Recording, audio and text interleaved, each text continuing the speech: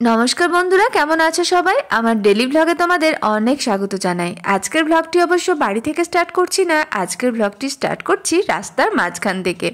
তো একঘেয়েমি জীবন আমাদের কারোরই ভাল লাগে না।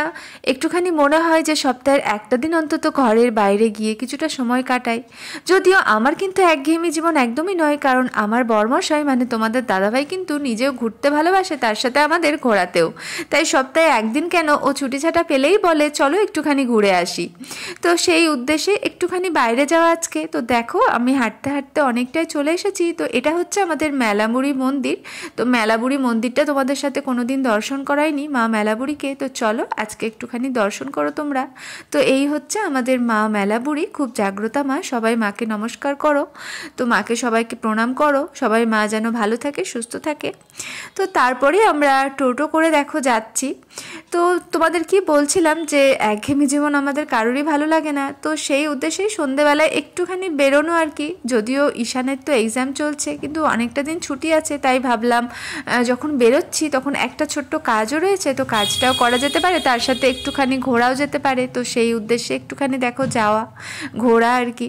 এদিকে ঠান্ডাটাও কিন্তু প্রচণ্ড পড়েছে, একদম হাড় কাঁপানো শীত পড়েছে বলা যেতে পারে, এত ঠান্ডা লাগছে। তো দেখো আমি একদম মাফলার টাপলার নিয়ে ঢেকে নিয়েছি নিজেকে। আর আলো আঁধারের মধ্যে দেখো আমার মুখটাও যেন কীরকম একটা লাগছে।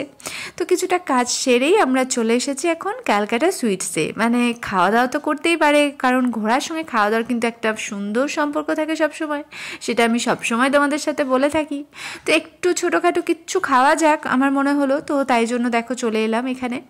তো এখানে কেন এলাম, কারণ তোমাদের দাদাভাই তো জানো যেহেতু নিরামিষ খায়, ও তো পেঁয়াজ রসুনও খায় না একদম পুরোপুরি, যেটা আর কি ভেজ খায়। তো ওই জন্য এখানে এলাম। তো অর্ডার করেছিলাম একটা পনির রোল, একটা নয় অবশ্য দুটো পনির রোল, তোমাদের দাদাভাইয়ের একটা আর আমার একটা।